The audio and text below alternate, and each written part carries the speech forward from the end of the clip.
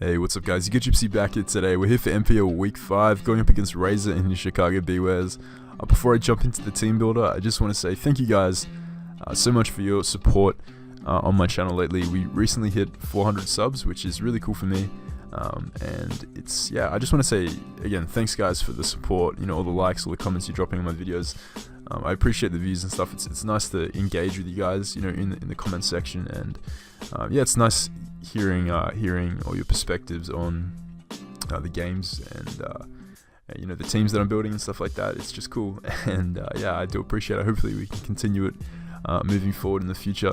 Don't be afraid to reach out to me in comments if you guys are curious about sets, or if you have any questions or anything like that. Always happy to interact with you guys. Anyway, jumping into the team this week, quick sort of mention before we jump into what I'm actually bringing. If you look at Razor's team, Razor's drafted one of the most offensively threatening, if not, I guess, the most offensive team in the whole league. The team I've drafted has some insane offense, but Razor's across the board is just super offensive. He's got some bulky mons in Megaladios, Fortress, stuff like Chestnut, but apart from that, I guess Azumarill counts as bulky offense, but the majority of his team is just super offensively threatening. Z Thunder T is a massive threat, especially to stuff like Landorus and Celesteela on my team. Stuff like Licky and Hydreigon aren't suitable answers to Thundurus because of Z Focus Blast. Doesn't even have to mess with misses, he can just click the Z move. Obviously Thunder gets Double Dance, which is a threat. He's got stuff like Belly Drum potential on Azumarill. Mamoswine is an enormous threat to my team. Megaladi is a mon that was actually taken round 1 of the draft, pick 1, and it's a mon that I kind of slept on. Not really slept on, I just didn't have the best opinion of it prior to this season, but it's growing on me. I think it can definitely perform a ton of different roles, and it's got really nice bulk, which is always appreciated on a fast Carmine user, so definitely a big threat in that regard. And it's a big threat to my team. We have, he's got stuff like Entei and Mindshot, which aren't that amazing versus me, but Zorok is a bit of a pain. That's definitely a mon that could cause me some trouble if I don't play around that correctly. Nonetheless, stuff like Diancie has a really nice matchup versus Razor. Diancie kind of goes in once we deal with Azumarill, once we have determined his Azumarill set. If I do get the Diamond Storm boost, I can live stuff like Aqua Jets, even from banded variants, which is nice. Mamoswine, as I mentioned, is a threat. But if you look at the speed tiers of his team, the only thing that Diancie's outsped by is a potential speed tie, losing his speed tie with Latios, and then stuff like Aerodactyl. So I outspeed his entire team by obviously relevant Scarfers, so that's nice. He does have some decent priority with Ice Shard and Aqua Jet from Memo, but Diancie is looking to go in this match. I've got Protect here. This helps me scout for choice locked mons. It also helps me scout out stuff like Zorok. If he's a lead Sash or Scarfed Zorok and he has HP Steel or something like that, I can scout for that.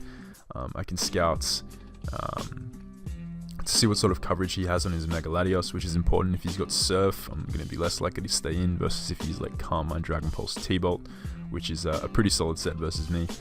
And it's just a good way of scouting a really aggressively played Fortress as well. If he wants the Gyro Ball my Diancie,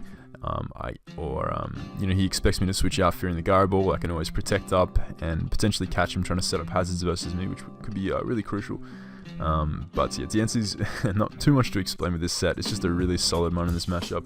One of his best responses is either Assault Azumarill or Fortress as a switch in. If he's really spit F with Ockerberry, obviously I'll be able to determine his Fortress spread after firing off a Diamond Storm or a Moonblast, then potentially just bop him with HP Fire after his sturdy's broken, depending on his set. So I'm actually going to only really go over 3 mons in this team builder because, as you will see in the game, it's quite a short one. But the next mon on the team is Landorus. This is my rocker. This game rocks are really solid versus Razor because a lot of his team is pretty vulnerable to rocks. Stuff like Thundurus really doesn't appreciate switching in and taking that 25 each turn. Aerodactyl, it's also pretty useful for. Really nice to chip down Entei. Quite important for Megaladios because Latios is really bulky, like I mentioned earlier, and getting that 12% off on Mamoswine is pretty crucial as well for a mon that I'm going to go into afterwards. I have the Archie Berry here, and what this does allow me to do is take on a Thunderous T. I expect him to be an agility variant of Thunderous, an agility plus 3 attacks with like Z move fighting. To take on my team, I expect like Z Focus Blast, Hidden Power Ice, and probably like Thunderbolt. And with an agility set, even if he's Life Orb, I can live an HP Ice, but I am more expecting the Z fighting, like I mentioned earlier, to more easily take on stuff like Pillar Swan and Hydreigon, who may, try to check the Thunderous.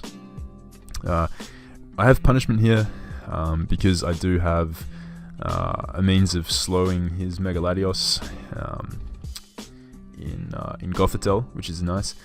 With T-Wave, I have T-Wave and Goth. So if he is like Carmine Latios and he sets up to like +6/+6, if I get him T-Waved, I can just murk him with Pursuit.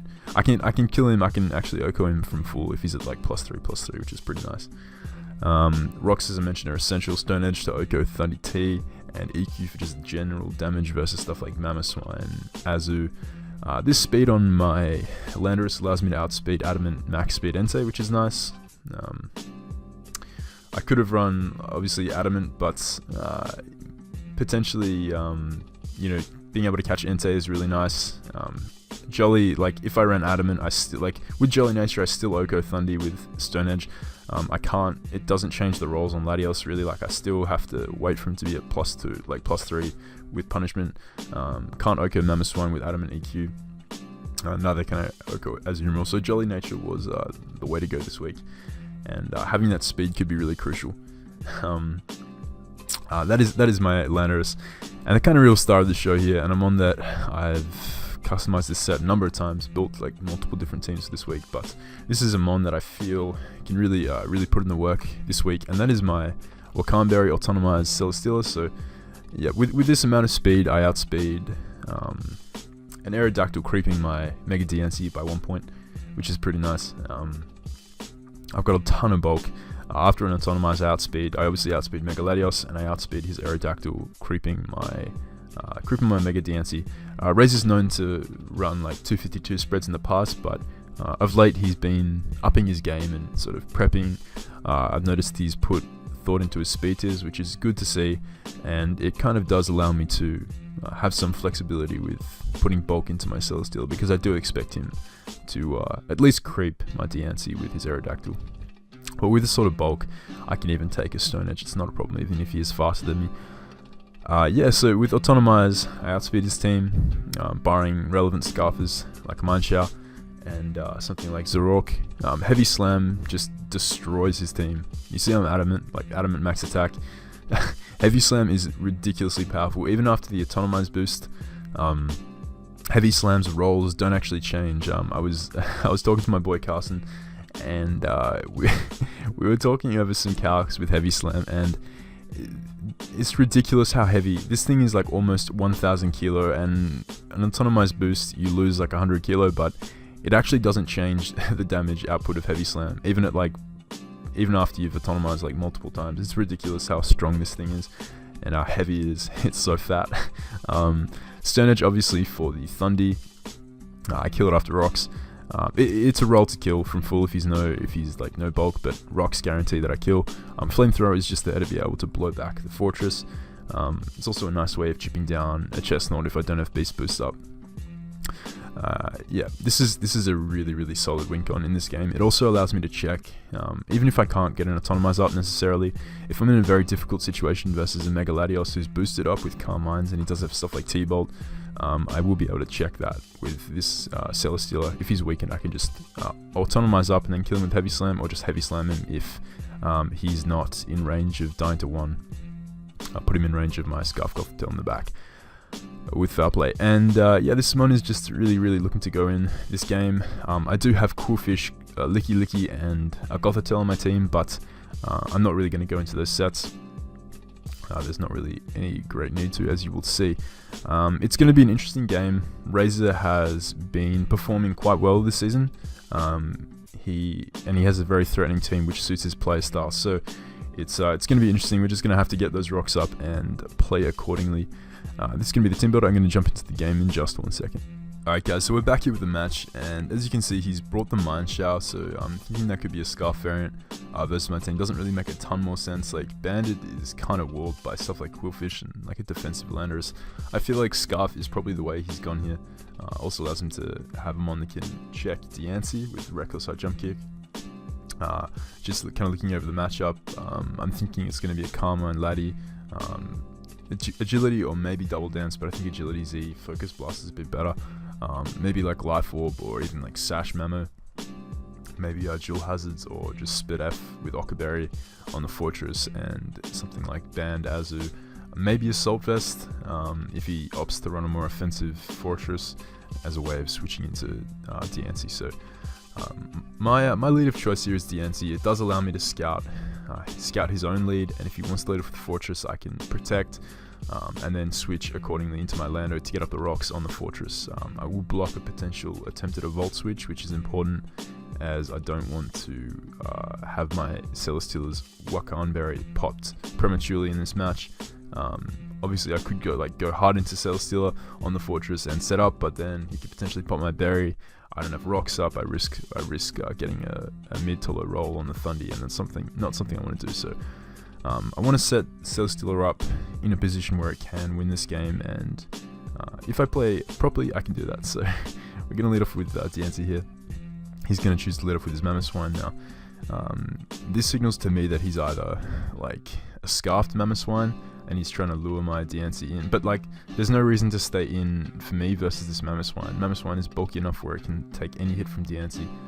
I got no reason to stay in, even if I'm like Magna Rise. It's just dumb because I get 2 echoed by like Icicle Crash. So my play is to switch out, like if I don't have Protect from his perspective. So I'm just going to scout. If he's like locked into EQ, like Scarfed EQ, I'll be able to get that information. I'm just going to click Protect here as he does switch out to his Fortress. So I think he, not sure his thought process there. Maybe he feared me. Maybe he didn't have like Life Orb on his Mamoswine and he didn't think EQ into like Ice Shard would kill the Diancie, but this just awards him a switch into the Fortress, which is pretty nice for him anyway. I can just scout with Protect here, see what he wants to go for if he has Garaball, which he should. He does have Garaball, so that's good good information. That's definitely like a bring that he should have brought, because Garaball is his only way of dealing with Diancie. Like Heavy Slam isn't as good because Garaball hits stuff like Rock Polish Landorus a bit harder. I'm going to switch out here into my Landorus. This is my opportunity to get up rocks, and it's important to get these up. As I mentioned earlier, it does aid with Celesteela and sweeping his team. So he's going to go for Garaball, and that Garaball damage reveals that he's more of an offensive, like he's definitely got some sort of offense investment. Garaball, judging by my spread, should have done less if he was like purely defensive. So yeah, pretty interesting there. I'm just going to go for my rocks here as he opts to set up his rocks of his own now. I see him potentially staying in here and setting up spikes if he does have spikes. I don't know that yet though. He may just be like one form of hazard versus my team. Either way, me staying in here and going for EQ is good because it gets damage off on this Fortress. It pops his Sturdy, it puts him in range of Flamethrower even if he is an Okaberry variant.